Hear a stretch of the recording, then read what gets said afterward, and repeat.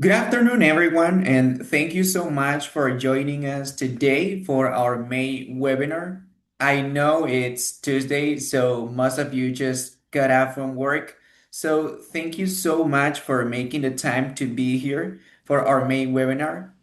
The title for today's webinar is AI as Communication Ecology, from Chatbot Interaction to Classroom Discussion, presented by Lucas Dickerson from Kwansei Gakuin University. So, Lucas, thank you so much for joining us today. Um, I'm going to introduce you to Lucas. Lucas teaches cross-cultural communication and EFL writing at Kwansei Gakuin University in Japan. He designs Pure-like AI chatbots for language learning and researches how AI shapes student communication, pragmatic development, and classroom engagement. Lucas's work bridges pedagogy, interaction design, and emerging theories of AI mediated discourse. Lucas, thank you so much for joining us today. Just a couple of reminders before we begin. Remember that this session is going to be recorded. And also, I'm going to kindly ask you to keep your microphone muted during the session. And also, complete the attendance form that we are going to share with you at the end, and also remember that the e-certificates for this webinar are going to be shared with you within the next 10 days. I believe that to your email. So keep an eye on your email for those. And without further ado, Lucas, the floor is yours. All right. Thank you, Daniel. I appreciate that. So let me stop sharing. Pagamos microbús para venir, vengo a ver a mi mamá el grosero ni un ratito tan siquiera. Prefiero ir a ver a otra gente porque la otra vez a las amigas. Okay. Hi, everyone. My name is Lucas Dickerson. I just wanted to thank Teachers Up, El Salvador, also Essen, for inviting me to be here today. And I want to thank Vian in particular, who I met back in Tokyo a year ago and invited me to come and speak here today. I'm happy to be here. All right. Can everyone see my screen? Is everything okay? Everything look good? Okay, here we go. Yes. Uh, Today, I'm going to be talking about AI as communication ecology. My name is Lucas Dickerson, and I have training in both art and design and also English as a foreign language. And I currently work at Kwansei Gakuin University here in Japan in Hyogo-ken. Uh, I've been working with AI for the last few years and have been trying to incorporate it into the classroom. A little bit about myself. I teach at the School of International Studies. This is a department inside of a larger university. And as a requirement, all of our students are required to study abroad in academic year 2 or 3. And this is usually anywhere from a six months to a 1 year exchange where they go overseas, do homestays, or they're in an English language program where they study English abroad in multiple countries. A lot of the results you'll be seeing here today come from these cohorts I teach for my first year students, where I teach oral communication and writing. And cohort C, the one you'll see today, is where I am looking at most of my survey data will be coming from these cohorts, but they're generally I'm looking at anywhere from 75 to 125 students, depending on the enrollment that year. So I've been doing this, and I'm continuing to do so. Now, a lot of the work you'll see today is coming from both 2024 and 2025, and then the work is continuing today. So let me give you a little bit of background about what's happening in Japan, especially inside of our classrooms when it comes to communication. Now, these are not just issues that show up in Japanese classrooms. These are global issues that come around, but they can be a little bit more at the surface in Japanese society. So when we see students working together in classroom, there's a bit of an effective filter that comes naturally through cultural values. Japan is a country that values wa, which is group harmony. It's the top value inside of Japanese culture. And this can create a lot of different things, and a lot of these works have been kind of talked about in the work of Harumi, King, and Yashima, who study like how does this affect communication inside the language learning classroom. So things like having a consensus culture, having a hierarchy built into the culture, some gender norms about how we treat social risk with silence inside of Japan, a high fear of mistakes, and then the idea of tatemae, which is the self that you present to the world. This is true in all cultures, but in Japan, the idea of tatemae is kind of a protective idea. To this is what you show to the world and keeps things nice, polite, and harmonious. And so, while these are great cultural values and important cultural values to Japan, sometimes they can stop participation with each other in class. If they're scared of making mistakes, if they're scared of the hierarchy, they may present with silence as a coping mechanism. Harumi, in particular, looked at this work and looked at how silence can be used as kind of a way to protect oneself from making mistakes or being judged. So I thought, are there any ways that we can kind of lower the social risk? Because language learning requires risk. Uh, Everyone knows that speaking a foreign language requires you to make mistakes to get better. My Japanese is nowhere near perfect, and I make mistakes all the time. And if the fear of making mistakes is too high, then the learning can't happen. And so I was wondering, was there a way to do this? Was there a way to kind of lower the affect and make it cheaper? And I came up with the idea that what if I made AI peers that they could talk to first, kind of a scaffold for interaction. And this idea didn't come to me kind of out of nowhere. I actually had experience here in Japan working for another university. If you time travel with me, I used to work at another university called Kwansei Gakuin University, and from 2014 to 2017. And every semester we would have about 1,000 students come and interact with international student peers. So students their age who were fluent or native speakers of English, and they would work together with our Japanese students to talk about writing. They would talk, just do peer conversation, and it was wildly popular inside of our university. We had a lot of good times, and this is when I learned that the way that peers interact with each other is different than the way that teachers interact with students, and this was very valuable. And but what I found is, I after the writing center lost funding, I went to a different university. I went back to just being a normal teacher in the classroom, and what I found was that I had lost that kind of power, that superpower of having the peer in the classroom. I don't have peers anymore inside my classroom for the students, and that is really a rare resource here in Japan, is getting fluent or native speakers of English that can communicate, especially on the age level of our students. And so the idea came to me, what if I built them? In about 2024, or 2023 actually, just like the rest of the world, I became aware of AI. I'd done some work with AI in the music scene a long time ago in a hobby. So I knew about machine learning and I knew about AI, but I was just as surprised as everybody else when ChatGPT was released to the world in 2023, and immediately started thinking, how could I use this in my classroom? So what I did is I built 4 peers, synthetic peers, and these are fictional characters, of course, and they are at a fictional U.S. university. I made up the name of the university. It's called Pine Valley State University. It's not a real university, but inside this world, these characters exist and interact with each other, and students are able to have conversations with these characters as they would a normal peer in English.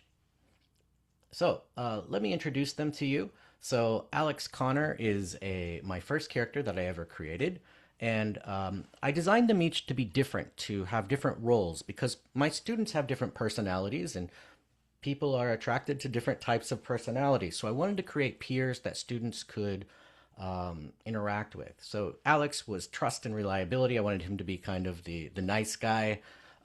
He would explain slang, and he would do this in context, like a friend would who knows they're speaking to someone from a different language. And I made him intentionally lack knowledge of Japan. I find one of the most powerful things you can do with AI is to limit the knowledge it has. AI, of course, has world knowledge. It knows so many things, but The learning happens in what the negotiation, what the AI doesn't know. So if the AI pretends it doesn't know about Japan, my students are then required to teach the chatbot. So here's an example of a student conversation with my chatbot. The student said, "Wild, so your university life is enjoyable for you?" And Alex says, "Enjoyable." He scratches his head. "More like chaotic fun.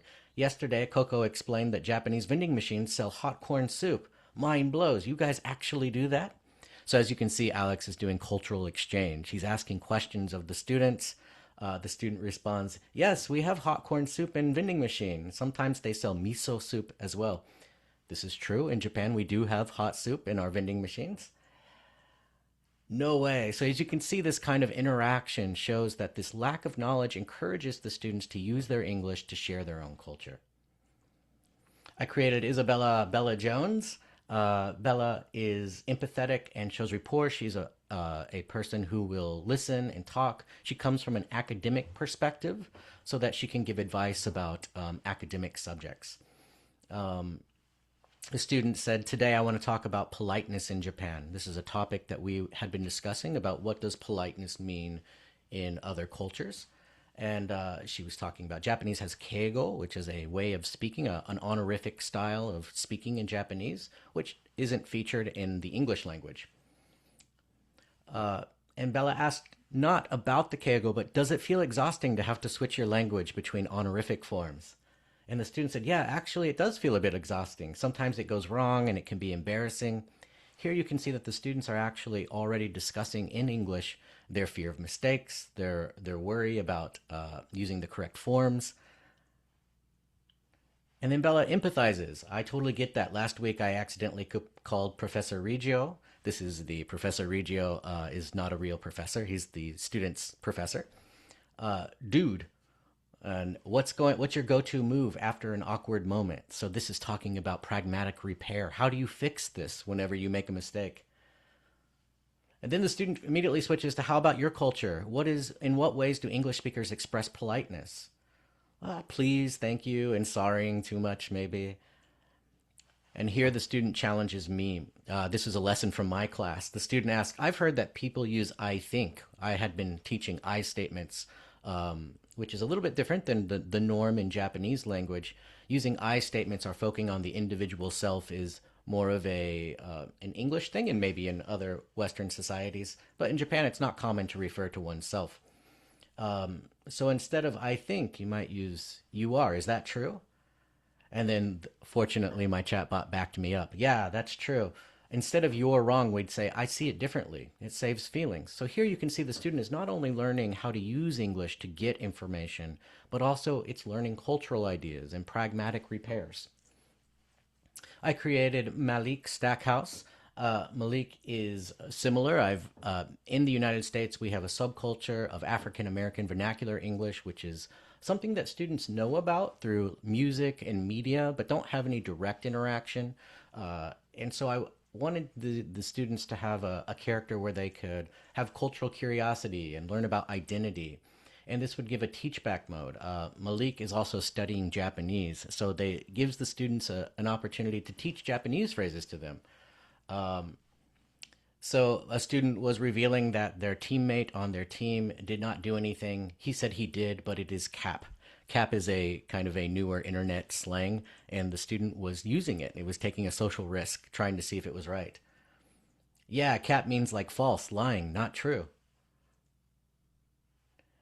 If your teammate really ain't doing nothing, you can say "stop capping," and so that he teaches a new slang phrase to the student. "I see. So my sentence was right." So the student is was testing. It was taking a social risk. This would never happen in group conversations. This would happen on the one-on-one peer level. "Yep, you used it right. If a teammate sucks, teach him." So I've taught my chatbots to be as authentic as possible, so they do act like 20-year-old students. And so you can see that this is a way that they communicate together. And then finally, this bot was on request. Coco Perry is a half Japanese, half U.S. citizen, Caucasian mix. This is a type of student I often get in my classes at international studies. And in Japan, there's a bit of we're still working out identity with mixed race people in Japan. I'm not saying there's any problems, With this in Japan, I don't see any issues, but there are some students who deal with these identity issues. So I made Coco because she was requested to have this kind of more outgoing, more humorous person. And so I gave her humor, chaos, challenge. She uses a higher level of English and uses a lot of internet slang. She bridges between culture because she's half Japanese. She understands Japanese culture, unlike the other bots, and also understands English. And I incorporated code switching so that she would occasionally throw out Japanese phrases at the beginning, things like majide or things like yabai. These phrases are kind of slang words that show kind of a young person's way of reacting to things. And so she'll do that in Japanese and then switch to English for the rest of the sentence. Student says, I'm from Japan and I like eating sweats. Now, the student made a spelling mistake here. Do you prefer TikTok or Instagram? This was our comparative question for the day. And Coco says, wait, eating sweats? Babe, you mean sweets, right? Like cakes and stuff? Oh my God, that's too funny. I'm dead. But yes, I'm Team Insta for fits and TikTok for chaos. What about you? So as you can see, Coco is using a high level of naturalistic language, internet slang that students are seeing on things like Instagram and Facebook and TikTok that they're seeing in their everyday life that helps them connect to the global conversation that's happening in social media.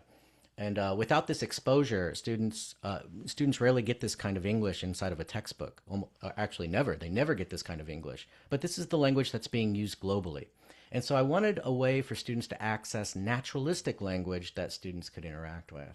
The student says, oh my God, I miss spelling. I also like Insta because it provides me favorite contents. TikTok is just funny app. So students trying new words. Something I want you guys to pay attention to is in the original sentence, the student writes Instagram. Second, Coco calls Instagram Insta, right? Which is kind of a shorthand or a nickname for Instagram. And notice that the student immediately picks up the language of the chatbot. So they're adopting the language that they're seeing the chatbot give. She used the oh my God, OMG as well. She also changed her Instagram to Insta immediately. So you can see that the tone or the register switching happens almost immediately when the students are interacting together. All right. So let's move on. So I did some study, I did some research, and I came up with this plan. So I created an ecology. My talk is AI as ecology. And what I did is I created a pattern. It's not just using the chatbots that is important. Only using AI will not create a learning environment. What I do is I start with the chatbot discussion. This gives students, I give students discussion prompts, and the prompts are usually related to the writing mode or the essay topics that I'm doing in class. And then for 10 minutes, the students, after they have their chatbot discussion, they move into their classmate discussion. They do sharing. Now, the conversation has already been practiced. The conversation has been modeled. So the fear, the affect that we originally talked back has been lowered because they got a chance to test the new language. They got some new topics in their mind. They got modeled to see how we could talk about this before they reached the socially risky part of talking to their classmates. This comes up with an AI proxy. We'll talk about this again. Instead of having to talk about ourselves, the students can then talk about the chatbots. They could say, Coco said a funny thing, or Alex said a funny thing. Instead of talking about themselves, which is more socially risky, students can talk about the chatbots instead. Okay? And this also gives them a chance to teach things. The chatbots use different slang, they use different words. They can show it to their other classmates and say, hey, look, this is a word I learned from the chatbot. And it gives the students an opportunity to use their language to teach other students, which is, as we know, is the second level of learning there. Okay, then I move it back to a plenary or an instructor clarification. I usually give about 10 minutes for students to share in an even more socially risky environment, which is the whole class discussion. So as you can see, I'm scaffolding the social risk, not the language, but the social risk. Chatbot is socially easy. It's one-on-one talk. Then classmates are slightly more socially risky with their peers inside of their groups. And then even more socially risky is speaking out loud in a classroom environment. Okay? And what happens here is the students can share things. For me, that if the chatbot did something strange, they can talk to me about that. And it also brings up extra learning opportunities. The chatbot often brought up topics or subjects I wasn't planning on covering in class, and then suddenly the class can go into a different direction if we find an interesting word or phrase that the students were unfamiliar with. And then, of course, most of my class goes back to traditional writing instruction where I'm doing, the tried and true methodologies. So this is a part of my class, but it's not the entire part of my class. I use AI as a section, but not as the entire class. Teachers are not replaced. Students are not replaced. AI is added. Okay, and this is what we found when I did a survey. The top, the top three. I skipped over that too quickly. The top three things that students, if when asked what would they continue in the next semester, the top three things was AI chat, group chat, and teacher instruction of the words. Those were the most popular. Now, maybe I'm not surprised that the essays were not the most popular activity in class. That's pretty normal, but we can see the students enjoyed it. So what happens is that when the students are no longer focusing on the things that stop them from speaking and they're focusing on the AI, we notice that what happens is not that those things go away. They're still the effective filter, but they become less socially risky, giving our students a chance to break out of their shell and to make mistakes and try things and get a little bit more scaffolding than they had before. So, a question I asked is, when chatting with chatbots, did it help you think in English before speaking with people? And here I got about 85% said somewhat or strongly agree with this. So they believed that the chatbot helped them think in English before they actually did it with humans. When I asked, talking with the chatbot helped me share my own opinions later, once again, we had about 80% somewhat or strongly agreed with this sentiment, that chatting with the chatbot gave them kind of the confidence they needed. Now, this is a small sample size. I don't want to overstate this too much, but in my class, this was definitely working. So what the literature predicts, so what we see especially with speaking, is that students avoid speaking to protect their face or to protect their tatemae, as we talked about earlier, or their self-image. And silence is used as a face-saving or defensive strategy. But what my students reported in their feedback was, I can talk in English without worrying about making mistakes when asked about the chatbot survey. This is from 2024. I felt less nervous using the chatbot. Here in my other survey, we found that 87.5% strongly agreed that they felt less nervous chatting with the chatbot when using English. What the literature predicts here is that fear of making mistakes inhibits output due to anxiety, embarrassment, and the effective filter. This comes from King in 2013. And what students reported is, I was less afraid of making English mistakes when chatting with the chatbot. As you can see, I was less afraid of making English mistakes when chatting with the chatbot. We had, once again, 87.5% either somewhat or strongly agreeing with this sentiment. Peer pressure discourages standing out in harmony cultures. This is particularly true in Asian cultures, China, Korea, Japan. But this is not just these cultures. These kind of harmony exists in multiple cultures. Because they fear negative evaluation. What our student says is, I could say things to the chatbot that I usually cannot say to my classmates. And this is translated from Japanese, from a 2025 survey. We found that this was more kind of across the board. Students had different ideas about this, but we found that about 62.6% agreed or strongly or somewhat agreed with this, and that we had 0 students strongly disagree with this statement. Another thing is that students avoid English when interaction feels risky. Silence and using their first language, their L1, are used as avoidance strategy, and this comes from Crosby in 2024. And what our students reported, with classmates, I often use Japanese, but with the chatbot, I had to use English, so I used English for a long time. So what this also gave me is an opportunity to basically force students into the L2 for about 15 minutes per class. So I knew that every class, they didn't have the option of switching to L1. My chatbots are prompted to react in certain ways if Japanese is used, if Japanese text is detected, they will say, "Oh, I'm sorry, I don't understand. I can't speak Japanese. Can we switch to English?" So we found that my students said that 93.8% said that this is the time they used English the most, is when they were chatting with the chatbot. So what I found that was happening, this it's not just using the chatbots. This kind of bridges out into the other interaction, the ecology of the classroom. This is what I call the AI proxy effect. And this is what I talked about earlier, is that it's the tendency of learners to feel more comfortable discussing an AI's opinion than expressing their own, allowing indirect participation without social risk. They know that the AI chatbot is not real. They know, but the chatbot does have socially real opinions. Using these socially real opinions to talk about discussion topics or things that might be challenging to them gives even students who don't want to share a safe way to interact with each other using the target language.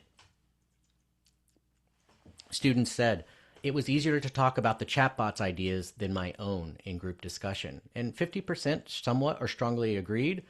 Six, the largest, was kind of neutral in the middle. They didn't really think either way. And you can notice that we had zero say that they strongly disagreed that sharing their opinion was easier with the chatbot. So AI as a conversation ecology is kind of what I'm getting at here, is that AI is a rehearsal space that we never had before. AI can be used as a tool to give answers, and I think there are plenty of ways that that can be useful. But I think a more effective way of using AI is to use it as a way of starting an interaction, to bridge a conversation with human interaction. So I start with the AI chat. We continue the same conversation with their classmates, and then I have students reflect and expand on those ideas. This pattern has been a really strong strategy for me, and I've noticed that it's been working really well in my classroom. Because AI breaks learning when it replaces thinking. If we just create AI as a tool to give answers, we can bypass the thinking process. But it facilitates learning when it starts the interaction, using it as an interactional tool, as a social tool, because classrooms are social first and content second. I think we might forget that sometimes in our teaching practice, me especially, that students are social first and they worry about the content second. All right, so we're wrapping up here my talk here. The last thing I want to do is I want to give you guys a chance to try this on your own. So if you're interested in how does this work, you can use this website here. So it's commonroom.chat/webinar. This will give you access to the chat bots here. The QR code, if you want to take a picture, if you have a phone or a screenshot, you can use that code there. But this will take you directly in, and it will allow you to, it will auto input a verification code. So I'm sorry, this will only last until the end of the month. My university is funding this with research funds, so I can't give it to you forever. But you guys can have it until the end of the month and play around with it, see if it works for you. Yeah, and that's kind of the end of my talk here for now. I just want to let you guys mess with this and think about this. We're going to be moving into breakout rooms after this for you guys to discuss. If you have any questions for me or anything that you would like to learn more about, feel free to ask me in the question and answer section. Thank you guys very much. I'm going to turn it over to Daniel as he gets the breakout room set up. Yes, thank you, Lucas. How many people do you want in each breakout room? Let's see. How many do we have in here? What is our total number? We have 100. 100 people. Okay, great. Wow, that's a lot of people. Let's do, let's do, can we do, is it too many to do five per group? Would five per group be okay? Okay, okay. I can make 19 breakout rooms, then All right. 20.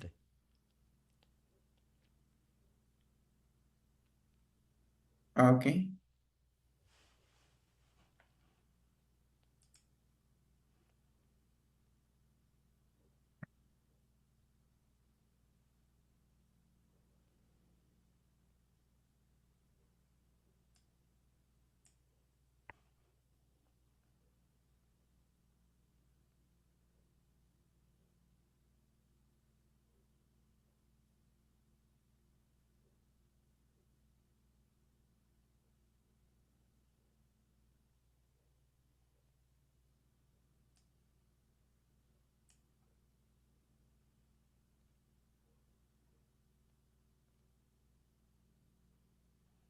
You know, we can, did you set, I forgot to mention, we can set a timer for the breakout room, 10 minutes, so that we can go explore this common room chat, and then we will see how it works and how we can use in the classroom.